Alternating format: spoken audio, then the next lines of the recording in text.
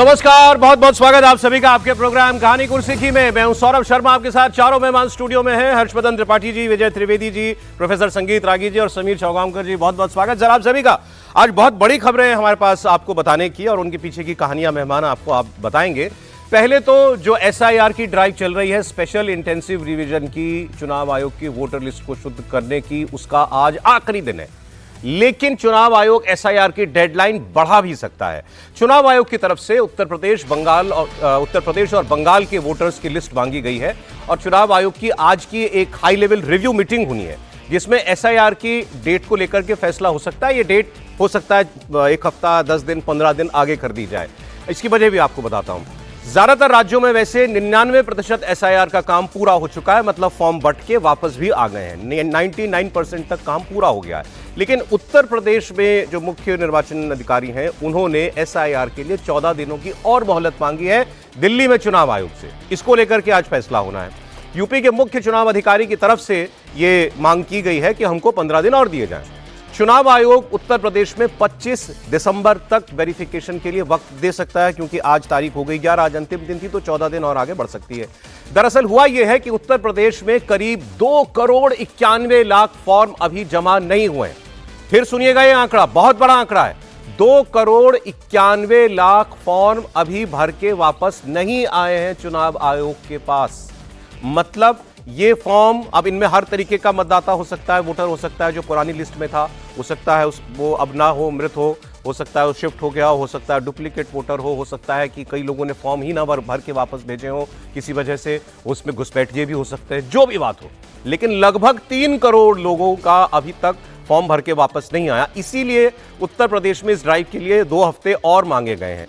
SIR में verification के लिए पहले लास्ट डेट 4 दिसंबर थी, फिर 1 दिसंबर को इसे बढ़ा करके 11 तारीख आज तक के लिए कर दिया गया। लेकिन यूपी, बंगाल समेत कई राज्यों में SIR का काम अभी बाकी है और इसको लेकर वेरिफिकेशन की तारीख बढ़ाकर 25 दिसंबर तक की जा सकती है। उत्तर प्रदेश में 2,91,00,000 फॉर्म जो नहीं मिले हैं, उसके लिए 2 सप्ताह का वक्त दिया जा सकता है और दिया जाना चाहिए। यूपी के मुख्य निर्वाचन अधिकारी नवदीप रिणवा, उनका कहना है कि उत्तर प्रदेश में SIR का काम वैसे 99% खत्म हो गया है, लेकिन अभी भी 2,91,00,000 फॉर्म जमा नहीं हुए हैं। अभी केवल 5 कैटेगरी के लोगों का फॉर्म जमा नहीं हो पाया। ये जान लीजिए कौन लोग हैं जिनका फॉर्म नहीं आया। पहला, ऐसे लोगों का ग्रुप जिनकी मृत्यु हो गई है, जिनका पुरानी वोटर लिस्ट में नाम था, अब वो नहीं है। यह संख्या है 45,95,000, मोटा मोटा 40 लाख लोग। दूसरा, वो लोग हैं जो एक स्थान छोड़कर दूसरे स्थान पर स्थायी रूप से शिफ्ट हो गए हैं। यह संख्या बहुत ज्यादा है, 1,27,00,000। तो सबसे बड़ी संख्या इन्हीं की है, स्थानांतरित लोगों की, 1,27,00,000। तीसरी कैटेगरी, जो पहले से कहीं और मतदाता हैं, उनका नाम जो है वो वापस नहीं आया। ऐसे 23,69,000 मतदाता जो है, वो जो डुप्लीकेट वोटर हैं वो हैं। और चौथी कैटेगरी है 84,73,000 लोगों की। ये वो लोग हैं जिनको चुनाव आयोग के BLO को जिनका पता नहीं मिला, जो गए लेकिन मिले ही नहीं, ऐसे लोग अनुपस्थित कैटेगरी में डाला गया है। पांचवा, जिन्होंने किन्हीं वजहों से सिग्नेचर करके फॉर्म वापस नहीं लौटाए, ऐसे 9,57,000 लोग हैं। अब इसमें यूपी में घुसपैठ पर लगाम लगाने के लिए ऑपरेशन टॉर्च भी इस वक्त जारी है और आपने देखा होगा कि पश्चिम बंगाल में भी SIR का असर हुआ था। तो यहां पर जो भी लोग जो है घुसपैठिए मान लीजिए हैं, तो उन्होंने फॉर्म हो सकता है नहीं भरा हो। यूपी के 17 शहरों में पुलिस की वेरिफिकेशन ड्राइव चल रही है और हमने आपको बताया था मेरठ में 6,500 संदिग्धों की पहचान हो गई है, वाराणसी में 500 संदिग्ध जो है उनकी पहचान हो चुकी है। लेकिन यह बहुत बड़ा आंकड़ा है, 2,91,00,000 फॉर्म भर के उत्तर प्रदेश में वापस ना आना। अब इसमें मैं आपको बता दूं, 15 दिन जो मांगे गए, पहले इसकी आप तुलना बिहार से कीजिए। बिहार में कितने नाम कटे थे? 65 लाख नाम कटे थे। तो इतना हंगामा हुआ था हमारे देश में, सुप्रीम कोर्ट चले गए थे लोग। यहां तो 2,91,00,000, लगभग 3 करोड़ लोगों का मामला है। अब स्थानांतरित जो हो गए तो इनकी तो पहचान हो गई होगी कि भाई ये वोटर यहां नहीं, यहां रहता है। तो इसमें से 1,27,00,000 तो आप जेन्युइनली मान लीजिए कि वो लोग अलग हो गए। मृत संख्या भी कंफर्म हुई होगी तो 46 लाख वो भी आप मान लीजिए। डुप्लीकेट, इनका भी पता चल गया होगा कि इसका यहां भी वोट है, यहां भी वोट है, तो वो भी, इसमें कोई गड़बड़ी की आशंका नहीं दिखाई देती है।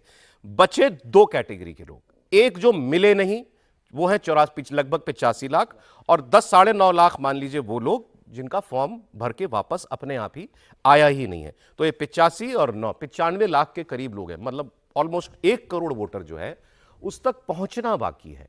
या वो डाउटफुल है, उसका पता नहीं है कि ये घुसपैठिया है या क्या है, या इसका फॉर्म भर के वापस क्यों नहीं आया। अब देखते हैं कि ये जो है बात कहां तक पहुंचेगी।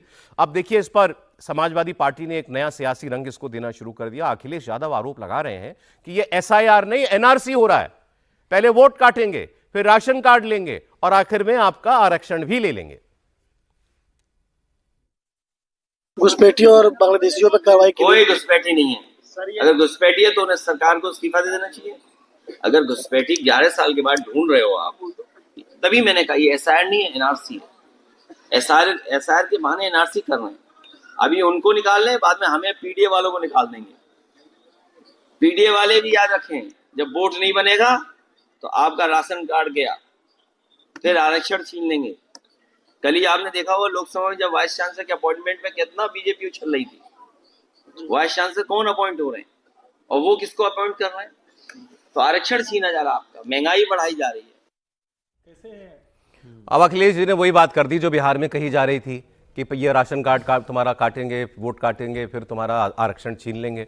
भाई नहीं चला बिहार में ये कार्ड, लेकिन अखिलेश जी उसको यूपी में फिर चलाना चाह रहे हैं। अब देखिए इसमें क्या होता है। लेकिन हाँ, ये जो लगभग 3 करोड़ वाला मामला है, जिनका वोटरों का पता नहीं है, या मतलब जिनका नाम कट सकते हैं, ये बहुत बड़ी संख्या है। अब इसको ठीक है अपोजिशन मुद्दा बनाएगा। नहीं, मुझे लगता है कि छोटी संख्या भी हो तो हफ्ते 10 दिन बढ़ा देने में कौन सा ऐसा पहाड़ टूटा जा रहा है। और इसकी चर्चा तो हम लोग पहले दिन से कर रहे हैं कि इसको ठीक से करना है, इसमें यह नहीं करना है। और नहीं हो सकता है ऐसा गलत है। इसी समय सीमा में बिहार में हुआ तो नहीं हो सकता, ये कहने वाले लोग अफवाह फैला रहे हैं। लेकिन क्या इसकी समय सीमा थोड़ी बढ़ा दें और सहूलियत हो जाए तो इसमें क्या बुराई है भाई? लोकतंत्र इसी के लिए तो होता है ना कि जनता को थोड़ी सहूलियत हो जाए। ये नेताओं की सहूलियत की नहीं है, चुनाव की सहूलियत की नहीं। और अगर BLOs को लग रहा है कि उनको कोई असिस्टेंट चाहिए, कोई मददगार चाहिए, कहीं कोई जरूरत हो तो दी जाए। लेकिन जब हम यूपी के संदर्भ में कहते हैं कि बहुत बड़ी संख्या है, तो यूपी में विद इन स्टेट माइग्रेशन मुझे लगता है कि गजब हुआ होगा। विद इन स्टेट, इसको आप समझिए। जो मैं विद इन स्टेट कह रहा हूं इसलिए क्योंकि उत्तर प्रदेश के 2 बड़े जिले, अब और तो आप उसको सब जिला कह लीजिए, लेकिन 3 तो बड़े हो गए और अब मेरठ तक तो चला गया। तो जो लोग उधर से आए तो NCR रीजन में जो लोग आ गए तो उनका विद इन स्टेट हो गया। दूसरा, जो लोग यहां से निकल के आगे चले गए, दिल्ली चले गए या यूपी से निकल के फरीदाबाद चले गए, गुरुग्राम चले गए या मुंबई चले गए, वो है। तो वो संख्या बहुत बड़ी है। और चूंकि वो संख्या बहुत बड़ी है तो हो सकता है कि जो 1 करोड़ कितना सबसे ज्यादा वाला जो नंबर था वो नंबर दुरुस्त हो। मैं इसमें एक 10-5 लाख होंगे जो हो सकता है कि एक प्रोपोर्शन दे देता हूं, अंदाजा लगेगा। फिर आपकी बात सही, मुझे ये लगा कि ये बताना चाहिए। आबादी कंपेयर करते हैं, फिर कंपेयर करते हैं कितने लाख नाम बिहार में कटे थे और यूपी में कितने कट सकते हैं। तो बिहार में 7.5 करोड़ वोटर था मोटा मोटा, और यूपी में कितना वोटर है? 15 करोड़ 44 लाख। आप लगभग दुगना मान लीजिए कि जितना वोटर बिहार में था उससे दुगना वोटर उत्तर प्रदेश के अंदर है। वहां कटे 65 लाख। तो अगर अनुपात ही देखें तो अनुपात से भी बहुत ज्यादा है ये। मतलब मोटा 1 करोड़ 30 लाख, 1.5 करोड़ मान लीजिए। 1.5 करोड़ उस अनुपात में अगर माने तो कटना चाहिए था। यहां मामला है 3 करोड़ का। तो आप कह रहे हैं कि बिहार से ज्यादा माइग्रेशन, बिहार से ज्यादा फर्क बताता हूं। वोटर दूसरी जगह पर। बड़ा अच्छा सवाल है। हाँ। बिहार के लोग जो माइग्रेट किए एक पीढ़ी के बाद, उसमें से कितने लोग वहां जाके वोट कर रहे हैं? मतलब इसको समझिए थोड़ा। उत्तर प्रदेश के लोग अभी फिर भी रीच में हैं। और मैं ये जानकारी के आधार पर कह सकता हूं कि ज्यादातर लोग जो बिहार में भी कुछ संख्या है उनकी, जिसकी वजह से नंबर कम हुआ, वरना जो एक बार चला गया वो वोट करने नहीं आता है। लेकिन लिस्ट से नाम नहीं कटता है। अगर कोई इरादतन नहीं कटवाए तो लिस्ट से नाम नहीं कटता है, वो चलता चला जाता है। उत्तर प्रदेश में ऐसे लोगों की संख्या बहुत ज्यादा है। और जैसे उदाहरण के लिए मैं बताऊं आपको, बड़ा ये रोचक है कि बिहार से माइग्रेट होकर वो पहले कुशीनगर और देवरिया और गोरखपुर भी आ जाता है, फिर वो बनारस भी आ जाता है। लेकिन यूपी में जब कोई माइग्रेट करता है तो या तो नोएडा, गाजियाबाद, ग्रेटर नोएडा आता है, या फिर दिल्ली, मुंबई कहीं और चला जाता है। जैसे ये जो 85 लाख कह रहे हैं अनुपस्थित, इसका मतलब ये अपने पते पर नहीं है। बिल्कुल। तो ये चला गया है, शिफ्ट हो गया, चला गया। बिल्कुल ठीक बात है। और मुझे लगता है समय और दीजिए, नोटिफिकेशन निकालिए, और जितना ज्यादा जो कहते हैं ना कि टेक्नोलॉजी के तौर पर जो उसका इस्तेमाल करना, वो भी इसमें शामिल कर लीजिए। सर बिल्कुल ठीक बात है। एक तो मुझे ये समझ नहीं आया, आपने कहा कि 99% काम पूरा हो गया है, तो ये 3 करोड़ लोगों के फॉर्म नहीं आए तो 99% कैसे होता है? 15 करोड़ वोटर में से 3 करोड़ लोगों के नाम वापस नहीं आए, फॉर्म नहीं आए, तो ये कौन सी मैथमेटिक्स है? मुझे तो कम आती है गणित, लेकिन ये नहीं पता मुझे क्या है, वो तो अलग इशू है। लेकिन 3 करोड़ लोगों के नाम गायब हैं, और यदि आबादी के हिसाब से देखें तो भी वो 15% लोग ये हैं। 3 करोड़ टोटल वोटर का कितना परसेंट है सर मालूम? 19%। हाँ वही तो करो, 20% हो गया ना, मैं अंदाजन 20% का, 19% का, और आबादी के हिसाब से देखें तो भी 15% है। तो 15% जो लोग, या वोटर के हिसाब से देखें तो 20% लोग के नाम नहीं आए, तो 99% क्या होता है? मुझे पता नहीं कैसे मैथमेटिक्स सही है, पहली बात। दूसरी बात, इसमें तो कोई विवाद ही नहीं होना चाहिए कि टाइम बढ़ा देने में, क्योंकि कल चुनाव होने वाले नहीं है, चुनाव भी अभी दूर हैं, तो वो अच्छा है कि बेहतर काम हो जाए। बिहार और उत्तर प्रदेश में एक फ़र्क है जो हर्षवर्धन जी ने समझाया ठीक से, कि यहाँ इंटर स्टेट माइग्रेशन भी काफ़ी होता है। लोग यूपी में एक जगह से दूसरी जगह जाते हैं। दूसरी जगह जाते हैं, क्योंकि वो अलग अलग शहरों में बहुत सारा काम हो रहा है। अनएम्प्लॉयमेंट की या प्रोडक्टिविटी की स्थिति बिहार जैसी नहीं है, तो वो एक बड़ा काम हो रहा है। एक जो जानकारी मुझे मिली, क्योंकि बहुत सारे लोग इधर से दिल्ली से भी अब नोएडा शिफ्ट हुए हैं, बड़े जो लोग हैं, तो उसमें क्या हुआ कि दिल्ली, इन्होंने 2003 का के पहले का वो मांगा है SIR के लिए, कि 2003 से पहले आप कहाँ वोटर थे या क्या वोट दिया था, तो वो एड्रेस मांगना, वो उसके प्रूफ मांगना थोड़ा सा मुश्किल हो रहा है लोगों के लिए। मैं ऐसे बहुत सारे लोगों को जानता हूँ जिन्होंने मुझे भी कहा कि सर इस पर क्या कर सकते हैं, कि मान लीजिए आप दिल्ली में रह रहे थे, तो 2003 के पहले आपने कब वोट दिया था, उसका नंबर कहाँ, किस एड्रेस पर रहे, वो सब चीज़ों को निकालना थोड़ा सा मुश्किल हो रहा है। वो घुसपैठिए नहीं है, मतलब नहीं तो उनको वो तो 13 कागजात मांगे, उसमें से कुछ दिखाना है। नहीं, वो कागजात नहीं, उनको चाहिए 2003 के पहले वोटर क्या थे। अब जो लोग सर किराए पर रहते हैं, मजदूर मतलब नौकरी कर रहे हैं, न उनके पास घर का मकान होता है, न बिजली का वो होता है, न पानी का होता है, बहुत सारी चीज़ें हैं ना, बैंक्स के भी वो नहीं होते, तो वो सब है। लेकिन मुझे लगता है इस पर काम करके आगे बढ़ाना चाहिए, और 15 दिन का समय भी मिले तो वो ठीक है कि उस पर काम। एक चीज मैं बताना चाहता था आपको क्योंकि ये संख्या इतनी बड़ी है तो ऑपोजिशन बोलेगा, जैसे अभी अखिलेश जी ने कह दिया ये तो NRC हो रहा है इसके नाम पर। एक बार जरा प्रोसीजर समझ लेते हैं, कैसे ये काम किया कैसे जा रहा है। मैं आपको अपना उदाहरण देता हूं इसमें। मैंने नहीं, मेरे दिल्ली में नहीं हो रही है ड्राइव, तो मेरे पास नहीं आया फॉर्म, लेकिन जहां यूपी में जहां से मेरी फैमिली आती है वहां फॉर्म गया, मेरे माता पिता के पास फॉर्म गया। आप सोचिए वो फॉर्म पहले तो प्री फिल्ड होता है, मतलब जिस वोटर का फॉर्म है उसके नाम के साथ जा रहा है, फॉर्म में ऑलरेडी उसका नाम पता मेंशन्ड है, उसका एपिक नंबर मेंशन्ड है, तो हर टारगेटेड आदमी के पास उसी का फॉर्म पहुंच रहा है। एक ये बहुत बड़ी बात है। आप सोचिए कितने फॉर्म छपे होंगे ऐसे। उसकी 2-2 कॉपी आती हैं, एक कॉपी जब आप भर के दे देते हैं तो वो अपने पास रख लेते हैं BLO, और दूसरी कॉपी वो वोटर के पास जो है वो रह जाती है। फिर जैसे वहां आया तो फॉर्म आए, तो अब ठीक हमारा भी फॉर्म गया, मैं हालांकि दिल्ली का वोटर हूं लेकिन मेरा भी फॉर्म वहां पहुंचा क्योंकि पहले मेरा वोट था वहां पर, तो उस पर हमारे घर से बता दिया गया कि साहब ये यहां नहीं रहते। अब वो मेंशन किया गया उस फॉर्म पर, मेरे नाम के फॉर्म पर, कि ये व्यक्ति यहां अब नहीं रहता और अब ये दिल्ली में रहता है। तो ये ऐसा नहीं है कि कोई हवाबाजी में काम हो रहा है, मतलब काफी डेडिकेशन के साथ इस काम को किया जा रहा है। लेकिन फिर भी क्योंकि लगभग 2-3 करोड़ लोगों का मामला नाम कटने का है, आपको लगता है इसमें फाउल प्ले का शोर मचाया जाएगा? मैं एक जोड़ देना चाहता हूँ। मैं रात के करीब 11 बजे लौट रहा था और 11 बजे BLO का फोन आया, महिला BLO। उन्होंने कहा आपके पिताजी का नाम मैच नहीं कर रहा है, एक जगह शर्मा लिखा हुआ है, जो पीछे वाला था उसमें कुमार लिखा हुआ था, तो आधार कार्ड में जो है हम उसी का नाम डाल रहे हैं। मैंने कहा हाँ आधार कार्ड करेक्टेड है। कहा कि पैन कार्ड से भी हमने मिला करके देखा है, आप में वही है। तो इस लेवल पर काम कर रहा है। मेरी पत्नी का, उन्होंने कहा कि आपके पिताजी का नाम लिखा नहीं हुआ है, तो आप नाम बताइए पिताजी का नाम, या फिर आधार कार्ड की आप कॉपी वहाँ से हमको भेज दीजिए, उस अनुसार से हम करेक्शन कर लेंगे। तो जिसे आप कह रहे हैं ना, बहुत गंभीरता से हो रहा है ये काम। दूसरी बात, जिसे कह रहे थे कि भाई SIR फॉर्म वितरित कर देना, उसका एक स्टेज है, दूसरा स्टेज है उनको भर करके ले लेना। अब उसी स्टेज की प्रक्रिया में ये जो आप देख रहे हैं ना कि 45 लाख जो मृत्यु वाला है, वो काम तो उसको तो आप अपने डेटा से हटाएंगे ना, वो काम तो पूरा हुआ काम है ना, क्योंकि उनको पता है कि इनके बारे में सूचना आ गई है कि डेड है। तो जो 19% आपने लिखा है उसमें से उस डेटा को आप हटा दीजिए। फिर जो है वो इंटर स्टेट माइग्रेशन या हाँ, उसको आप हटाइए, उसको भी हटाइए। जो बिहार के अंदर बहुत, अमित शाह जी ने एक बड़ा स्पष्ट कहा, ये जो 42 लाख लोग फॉर्म नहीं लौटाए, वो कौन लोग थे? अब चुनाव आयोग तो कहेगा कि नहीं ये घुसपैठिया थे, क्योंकि आपने उसको अधिकार नहीं दिया है ना तय करने का कि ये घुसपैठिया है या नहीं है। चुनाव आयोग तो ये कह रहा है कि भाई आपके पास डॉक्यूमेंट है वो हमसे कंफर्म कर दिए। और यहां भी मैं आपको बात कर रहा हूं, यहां सिर्फ उसमें इतना लिखा हुआ है, मैंने भी फॉर्म भरा हूं, मैं उत्तर प्रदेश का ही रहने वाला बासिंदा हूं अभी, कि 2003 में आपका एपिक नंबर क्या था।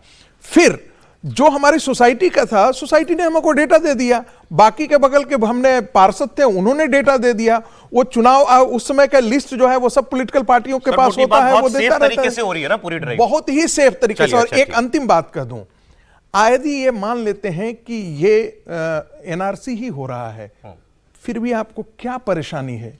देश में आप यही चाहते हैं ना कि जो लोग यहाँ के नागरिक हैं वही वोट करें, सब कोई तो यही चाहता है। होना चाहिए। अच्छा, आप चलिए घुसपैठियों वाली बात, समीर जी में आ रहा हूं, फिर आप ये इस पर भी टिप्पणी कीजिएगा। आप जैसे अखिलेश जी ने कहा एनआरसी हो रहा है, एनआरसी का मतलब क्या? आपके देश के बाशिंदे की, नागरिक की पहचान की, ये हमारा यहाँ का मतलब सिटीजन है, ये भारत का नागरिक नहीं है, ये पहचान। अभी आपने कहा बिहार में इतने लाख फॉर्म नहीं आए, तो हो सकता है उसमें वो घुसपैठिए हूं, हालांकि कोई घुसपैठिए के नाम से कोई कॉलम नहीं है एसआईआर ड्राइव के अंदर। यूपी में भी 9.5 लाख फॉर्म जो है वापस नहीं आए हैं भर के, मतलब फॉर्म गया है, किसी के नाम के साथ, नाम पते के साथ फॉर्म गया है, उसने भर के नहीं लौटाया। कोई अपना वोट अपने आप ही क्यों कटवाना चाहेगा? सोचिए इस बात को। मैं एक आम शहरी हूं, मेरे पास फॉर्म आ गया, मैं भर के क्यों नहीं दूंगा?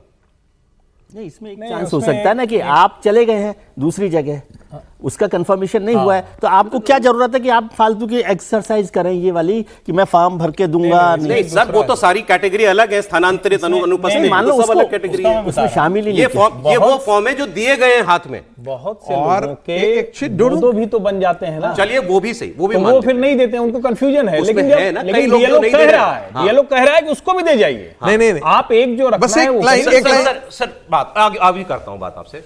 अब ये घुसपैठियों वाली बात कर लेते हैं, क्योंकि साथ साथ ये ड्राइव चल रही है उत्तर प्रदेश में। आपको बात सुनाता हूं लखनऊ के मेयर की, सुषमा खरकवाल की। ये लगातार जा रही है झुग्गी बस्तियों में, अलग अलग जगहों पर अपने इलाके में, और पता कर रही है, कागज मांग रही है, जांच रही है सब। इन्होंने एक बहुत इंपॉर्टेंट बात कही।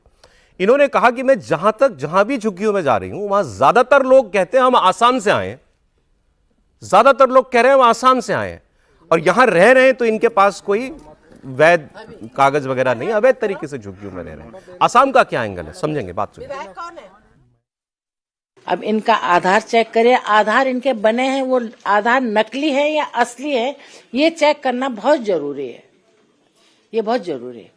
मुझे लगता है कि पूरे लखनऊ शहर में जहां जहां मैंने जांच की है, बबरेटा गांव ही बताते हैं। तो बबरेटा गांव के जब मैंने गूगल सर्च किया तो बहुत बड़ी जनसंख्या नहीं है, बॉर्डर पे लगा छोटा सा गांव है, लेकिन वहीं का सब आधार बन के, सब आधार बन करके यहाँ आए, तो इसकी जांच करना बहुत जरूरी है।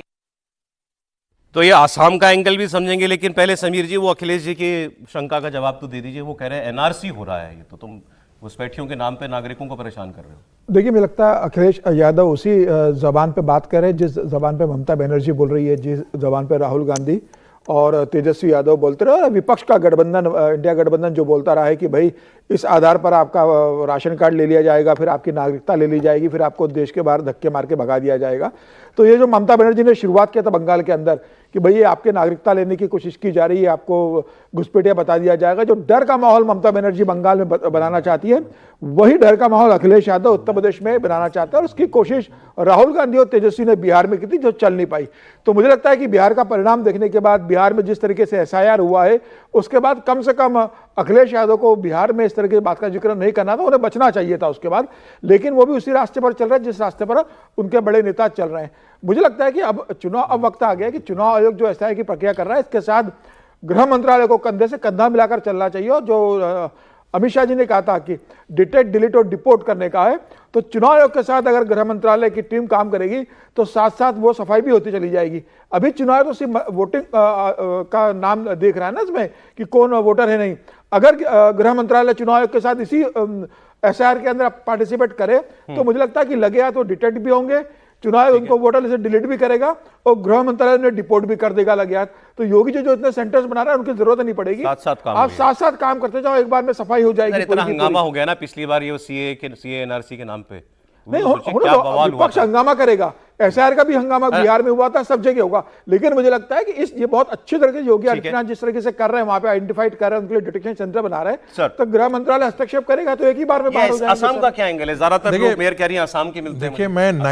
देखिए मैं 1998-97 से आसाम के अंदर घुसपैठ और बंगाल के अंदर घुसपैठ को लिखते रहा हूं, पढ़ते रहा हूं, रिसर्च करते रहा हूं। बार बार जब ये मुद्दा उठाया गया था कि देखिए जब आप एनआरसी आपने आसाम में किया, वहां पर तो 13 लाख तो हिंदू मिल गए और इतने लाख मुसलमान तो कम ही मिल गए।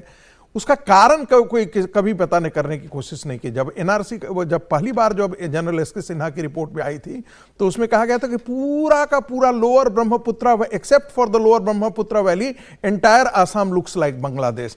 अब जब वहां पर बवाल हुआ है तो वहां से हुआ क्या है कि वहां से जितने बांग्लादेशी पॉकेट्स आए थे वहां पर उन्होंने पूरे देश के अंदर अंदर जो है वो माइग्रेट करना शुरू किया।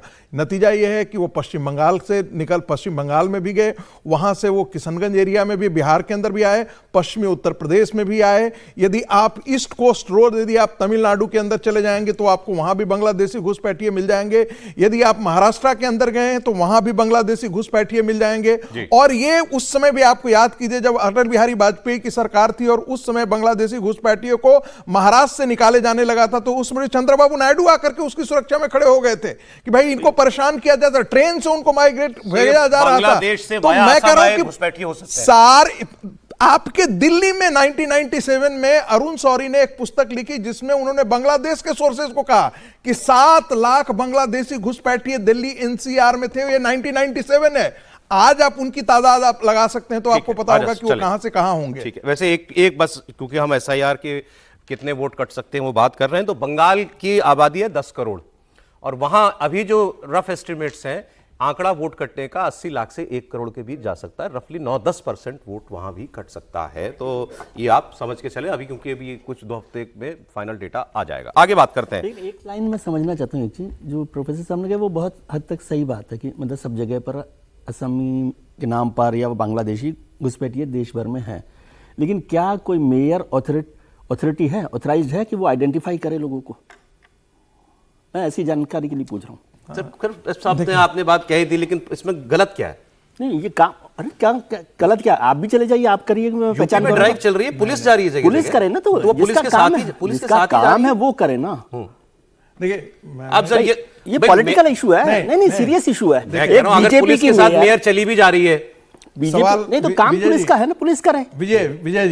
विजय जी मैं पूछ रहा हूं कि ये ऑथराइज्ड है कि नहीं है, मेरा केवल इतना सा सवाल है। विजय जी वो लखनऊ की मेयर है, उसको ये अधिकार है कि वो जाकर के पता तो इतना तो कर ही सकता है। ये नैतिक दायित्व तो बनता है मेयर का कि भाई हमारे प्रदेश के हमारे शहर में आकर के घुसपैठिए तो आकर के नहीं बच गए। मैं नहीं जानता ये किस हैसियत से जा रही हैं, लेकिन एक बात है कि मेयर के अलावा मैं बता रहा हूं, मैं आपको वजह दूसरी बता रहा हूं, क्योंकि जब पहले दिन गई थी तब इसी बातें आई थी सामने। पहले दिन जब ये गई थी तो एक प्राइवेट प्रॉपर्टी पर कब्जा कर रखे लोग रह रहे थे, उनको तो वो साथ वो आदमी चल रहा था जिसकी जमीन थी। तो ये तो मेयर का काम है।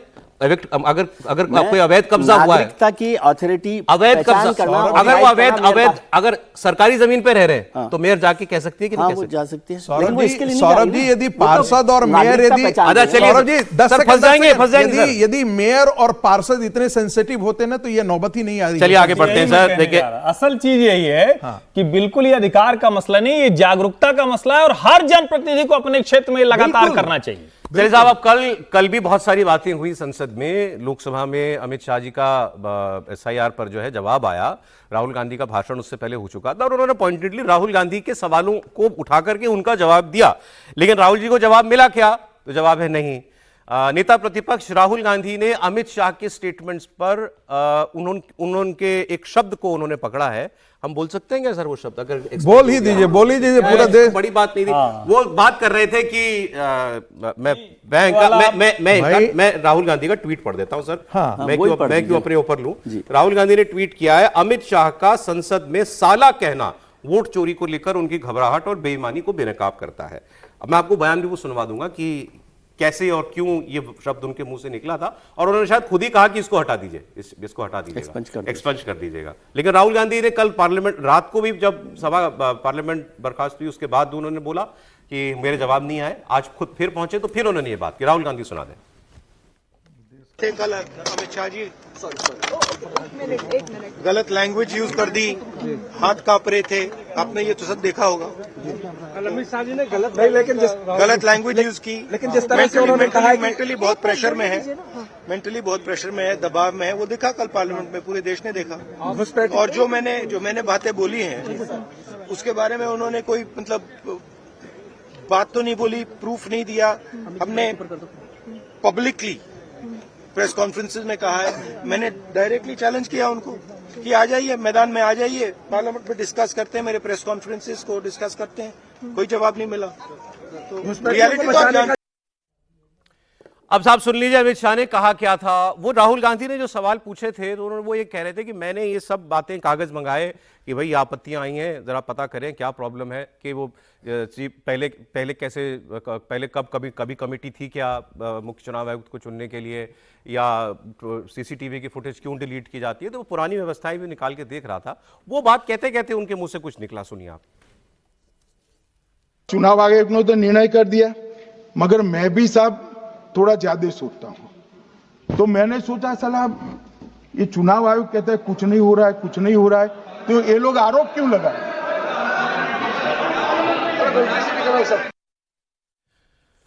तो ये था वो बयान जिस पर उन्होंने मुद्दा उठाया। लेकिन इससे बड़ी बात यह है कि राहुल गांधी कह रहे हैं कि मुझे गृह मंत्री के भाषण से अपने सवालों के जवाब नहीं मिले, मैंने प्रेस कॉन्फ्रेंस करके जो वोट चोरी के सबूत दिए हैं, मुझसे खुली बहस करें और डायरेक्ट बहस करें अमित शाह। लेकिन कल जब अमित शाह जवाब दे रहे थे तो उसके बाद वॉकआउट क्यों कर दिया कांग्रेस पार्टी ने। वहीं रहते, वो लीडर ऑफ ऑपोजिशन है, उनको तो राइट टू, वो तो कहीं भी इंटरवीन कर सकते हैं ना सर बताएंगे सर। इंटरव्यू किया था, नहीं तो वो बार बार कर सकते थे। अरे हर 2-2 मिनट पर कल कर भी रहे थे वो। और अमित शाह जी ने कहा कि उनकी नोकझोंक भी हुई, अमित शाह जी ने कहा कि मैं सारे जवाब दूंगा, लेकिन कौन सा जवाब पहले दूंगा ये आपने डिसाइड करेंगे। तो वो तो जवाब दे ही रहे थे। राहुल गांधी कल बैठे रहते, 2 घंटा बैठते सामने अमित शाह के, मजबूर किया जा सकता था सरकार को कि ये इस सवाल पर भी जवाब दीजिए, इस सवाल पर भी जवाब दीजिए। लेकिन कांग्रेस पार्टी काफी थोड़ी देर तो बैठी रही, फिर उन्होंने जो है वहां से वॉकआउट कर दिया।